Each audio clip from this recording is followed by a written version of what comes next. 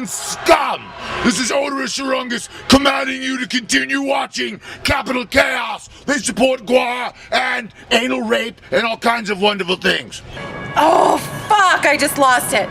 This is the Empire with Capital Chaos here at Ace of Spades, and with me is Hank, the bassist from LIONIZE. We're getting ready to watch Streetlight Manifesto, but first I would like to talk to you a little bit about your band. Yeah. So, what's going on with LIONIZE? What have you guys been up to? I know you've been touring a lot, and today's your last stop here in Sac, right?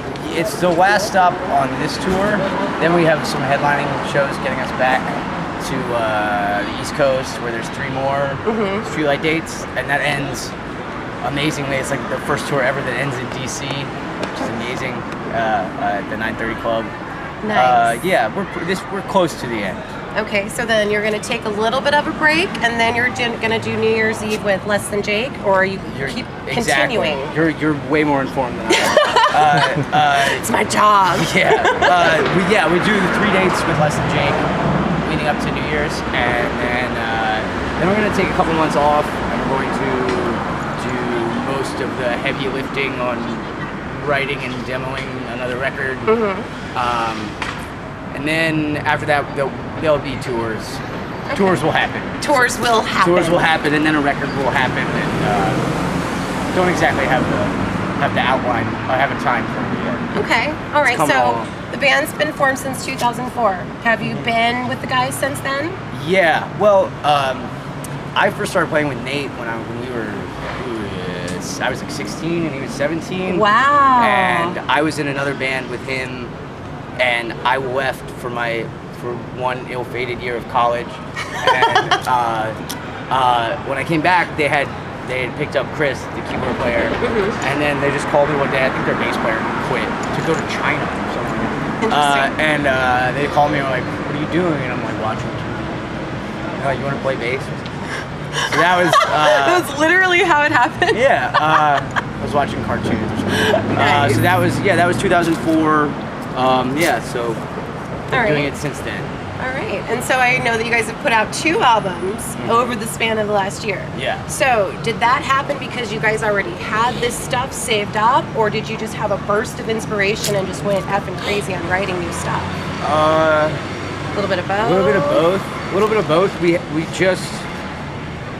just practice a lot. We just play a lot, and and that was a time too. That was still like when we were writing a lot of the stuff on Destruction Manual. We still weren't. I mean, we were touring, but we still were like trying to get more and more gigs. You know, so we were just kind of trying to keep hustling. You know what I mean? Like we had the songs.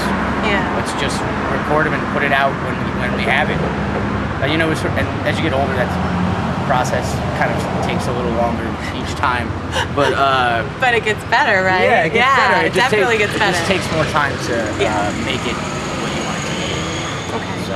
And so genre-wise, you guys are a mixture. You've got a little bit of reggae, a little bit of blues, a little bit of jazz.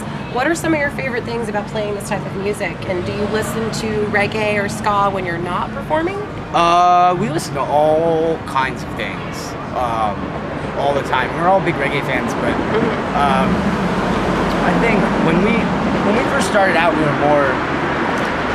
just more influenced by reggae stuff. It's just more what we were listening to, and I think over the decade we've gotten more into old funk music and old rock music. I mean, we always listen to that stuff, but it just sort of found its way into the songs more.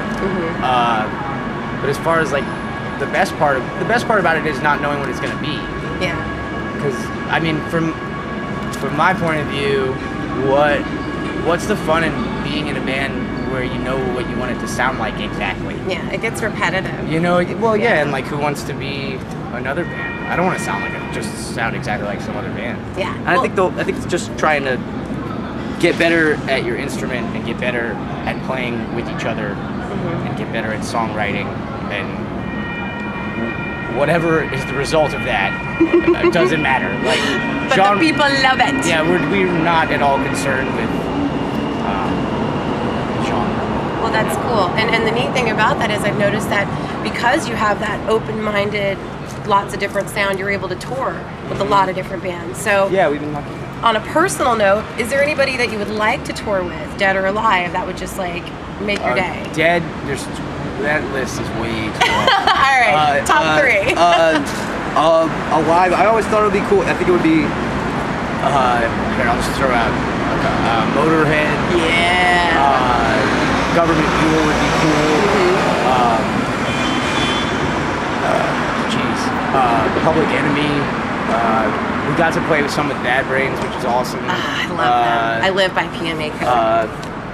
On like a purely fantastical, never would actually happen level, I suppose, I would say like Herbie Hancock or Stevie Wonder. Nice. Or yeah.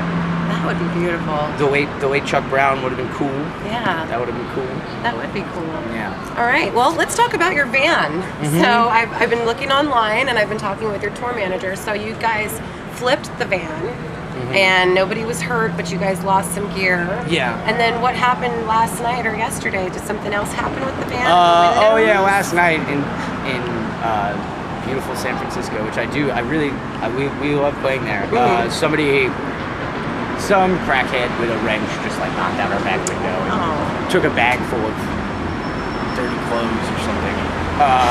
If you ever see a bum in San Francisco wearing this guy's clothes. Yeah. He probably needed them. So, but other than that, it was okay?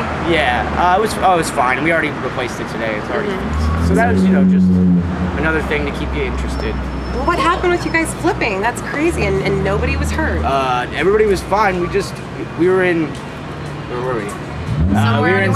We were in Southern Oregon on our way. We were coming from Colorado Springs. We were going to Portland. We were in Southern Oregon near a town called Baker City. We went over a little, one of those little bridges that always say "bridges ice before road." But they really mean it. Well, we've slid off the road several times previous to that. So we know how to drive like that. We were only going like 45, and we weren't like on the gas or anything. But the trailer just caught the ice. When the trailer went all the way over, it just knocked it down. I think it might be you guys have beards which possess magical powers that protected you. I'm just saying. I can't discount it. I'm just saying. I can't discount that theory. Bouncing off beards. Right? Yeah. So November is over. So you're obviously not a part of November because it's now December. November's all year long for me. Okay. Yeah. Do you condition it? I do when I have conditioner, yeah. I do. Well, because it's like, you know how long your beard will smell like Subway? Really? It's awful.